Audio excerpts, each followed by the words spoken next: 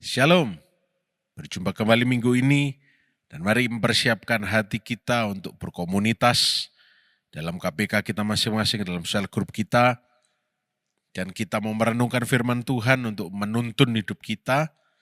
Dan saya percaya ada mujizat-mujizat terjadi dalam KPK saudara masing-masing.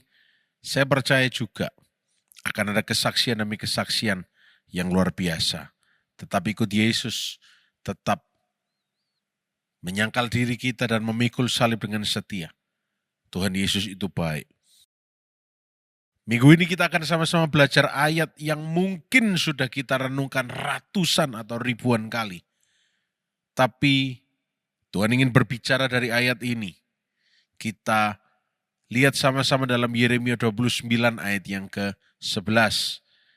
Di situ, saya harap saudara hafal semuanya, dikatakan, sebab aku ini mengetahui rancangan-rancangan apa yang ada padaku mengenai kamu. Demikianlah firman Tuhan, yaitu rancangan damai sejahtera dan bukan rancangan kecelakaan, untuk memberikan kepadamu hari depan yang penuh dengan harapan. Saudara, saya kalau membaca ayat ini, saya selalu mengingatkan saudara bahwa dalam ayat ini Allah kita itu berlebihan. Ya, ekspresinya adalah berlebihan. Maksudnya bagaimana? Kalau normal, ya, berkomunikasi dengan normal, itu cuma bilang gini, dalam bahasa aslinya ya, saya tahu. Tapi dalam terjemahan bahasa aslinya, ki anohi yadati, Allah itu menekankan, menegaskan secara berlebihan. Bahwa aku sendiri yang merencanakan. Nah, kalau the planner yang membuat rencana, yang beracara, menegaskan, berarti dia ingin meyakinkan kita untuk tidak ragu akan setiap rencananya. Dan oleh karena ayat ini, kita punya keputusan tahun ini untuk tetap mengikut Yesus. Karena apa? Dia yang bikin rencana, dia sudah yakinkan kita. Bagian kita cuma tetap yakin dan terus mengikut Yesus dengan setia. Menyangkal diri kita. Kenapa? Kita bisa yakin, bisa tidak pada rencana kita. Tapi desainer hidup kita, pencipta hidup kita, pembentuk kita, bilang gak cuma sekali tapi 2-3 kali, saya benar-benar tahu apa yang saya lakukan, ya itu saya yang benar-benar melakukannya. Saudara, gak main-main. Ditegaskan, ditandaskan.